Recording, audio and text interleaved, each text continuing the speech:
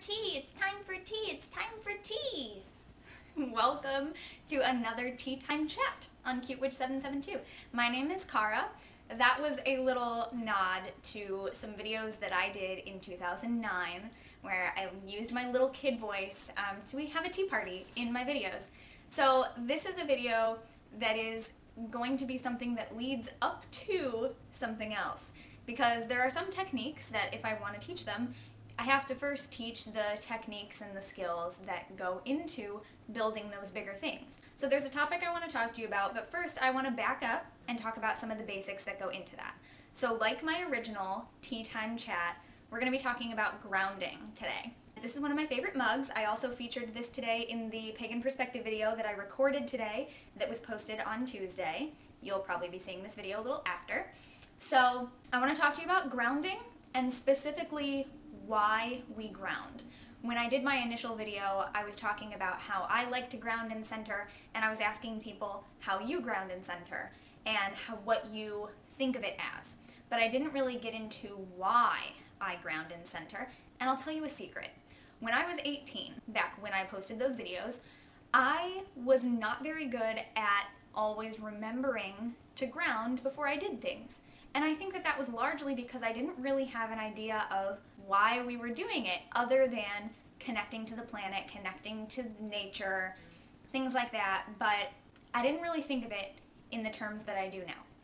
So the reason that we ground, which I come to understand now, years later, is probably very obvious to all of you, but I just never thought to say it before, and it never really clicked with me consciously before a few years ago. The reason that we ground is like why we ground electricity, why you have grounded outlets for certain things. It's tapping into the energy of the earth and of the sky, of the heavens, if you like that terminology or imagery. It's tapping into a larger energy source than just our own.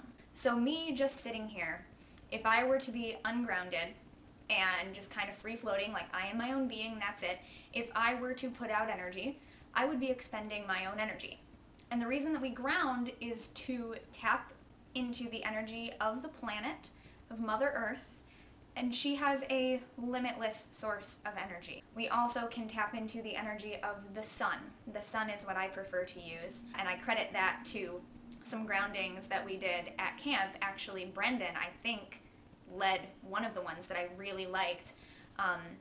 So I like connecting to the hot core of the planet Earth, natural lighting, so sorry, the sun just went away a bit, the hot core of the Earth, and then reaching up to the sun, being another hot core to reach to draw light from. So I like those as my visuals, but I'm drawing from that energy. I'm tapping into those sources, bringing them into me, and so that actually then grounds and centers at the same time. Whereas I used to think of them as separate, it kind of all goes together now. I've done some more recent ones where they're together. That way, when I am grounded, when I'm expending energy and I'm putting forth energy, I'm drawing it up and I'm drawing it down, and it's all meeting within me, and I am a conduit. I am just a vessel from which I pour the energy.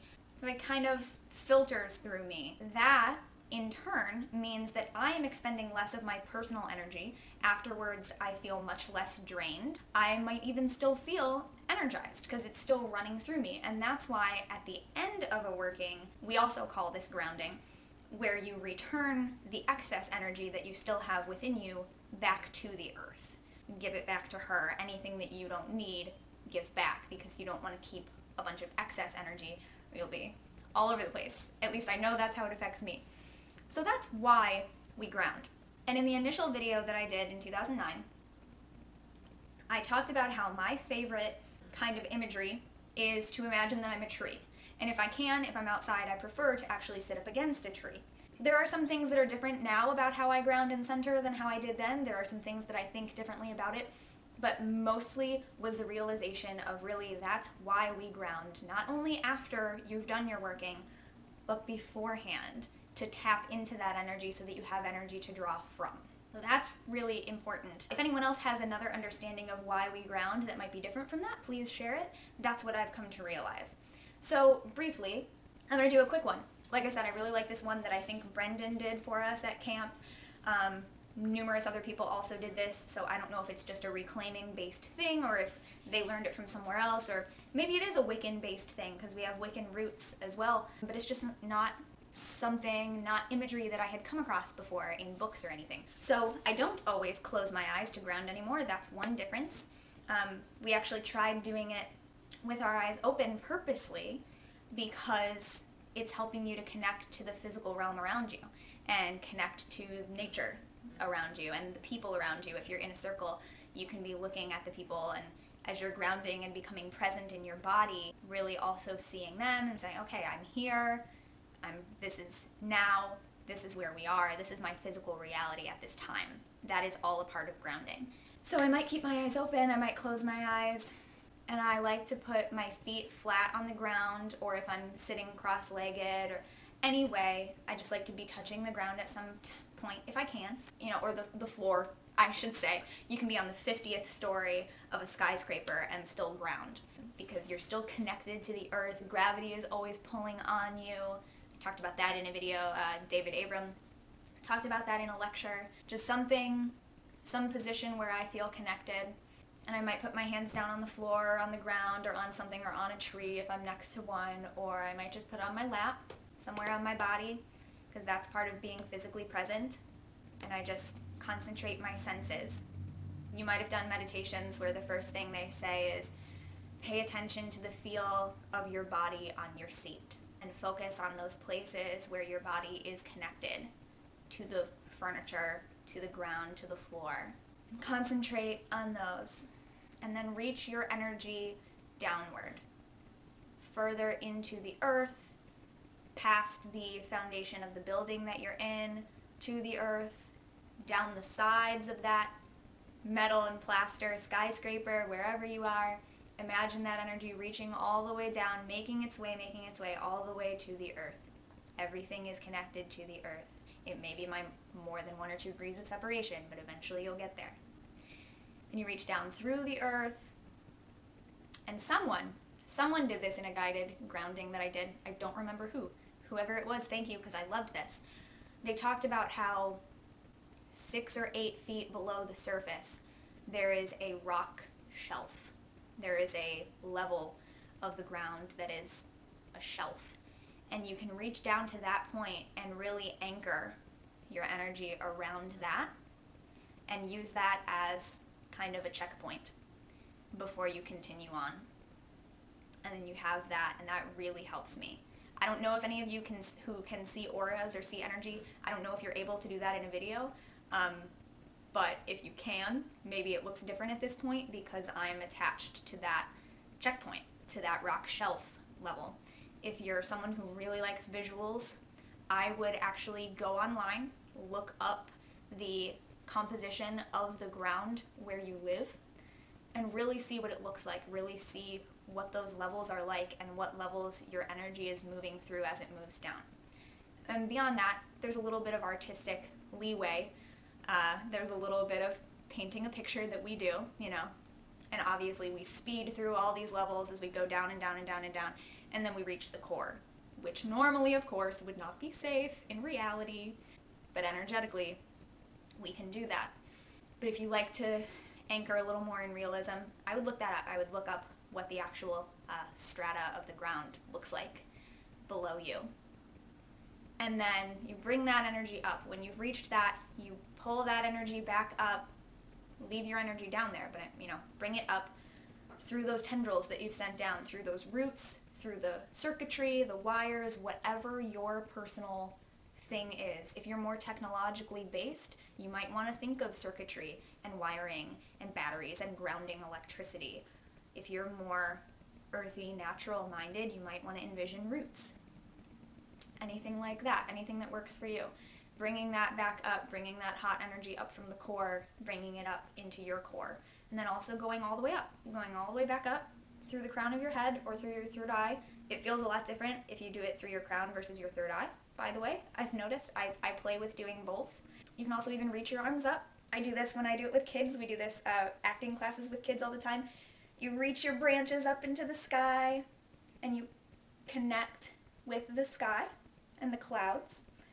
And like I said, you might want to connect to the sun and reach your energy all the way up. I like to connect to the sun. I really liked that imagery of having the core of the earth on one hand and the sun on the other. So there's these two hot cores through all of this cold that we've moved through to get there, because we need both. We need warm and cold balance. And then when you reach that, you bring that energy back down into the top of you. And the energy from the core of the earth and the energy from the sun or the sky or whatever it is, fill in your blanks here, meet in your center. So this is where the grounding process for me now is also centering at the same time. So it's bringing that into that balance and bringing them together. Letting it swirl in your center. And at this point, I'm grounded. And I'm ready to do whatever I need to do energetically. You can play with this.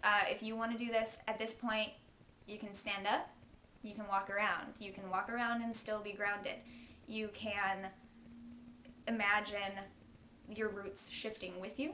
You can imagine picking your feet up and having them go right back down, grabbed by those roots again, supported by those roots again. This is not something that, you're not being dragged into the earth. Like I said in my earlier video, it does not scare me to ground lying down flat on my back anymore, like I thought it might. It doesn't. You can ground on an airplane. You can ground anywhere. It's all just about recognizing that you are always in relation to the planet. Like I said, gravity is always working on you in some way. There's all these other forces at play, but you're always in connection to the ground, no matter where you are. If not directly physically, there is still a relationship there. So you play with that. The probably most common grounding exercise that you will find in books or online is going to be the Tree of Life grounding meditation. And it's usually pretty similar to what I talked about in my old video that I was talking about from Silver Ravenwolf's Solitary Witch. She talks about being a tree. Similar exercise exists in Starhawk's The Spiral Dance, the Tree of Life grounding. So it's about imagining your roots reaching down to the earth. You can probably find a bunch of other different ones. That is imagery that works really well for me, and like I said, the one that I just did is something that I've come to learn kind of recently that I love. Now that I kind of understand why it is that we do it before workings, I don't find myself forgetting to do it anymore like I did when I was 18, 19, 20. I used to just leave it and not bother. And honestly, that was okay. I was talking to someone the other day, I was messaging someone, and I was saying it really didn't matter back then for me, because the stuff that I was doing back then, the energetic work that I was doing, was not as intense as the things that I do now. There wasn't a lot involved, so I wasn't expending a lot of the energy as it was. So if I forgot to ground beforehand, it didn't really drain me very much because I wasn't using a lot of my energy. But when you're doing things that are going to use more energy, or just as you progress and the things that you do get more intense or get more energetic in general, it's really helpful to have that extra to pull from. And that's what it's for. And then at the end, give it back if there's more than you need. You can send it out to other people, you send it toward your intent, but then after that's all done too, the rest goes back to the earth and give it back to mama. So that's the video for today, and I'm not sure if there will be another one in between, or if I'll just go straight to the reason that I did this, the thing that I want to get to. I'll see. I'll see if I think there's an intermediate step, but look out in the future for part 2, the reason that I wanted to go over this first. And I am still posting witch camp videos and other videos in between, so there will be some different things going on. Please keep an eye out. And until next time, don't forget to be awesome, blessed be, and goodbye.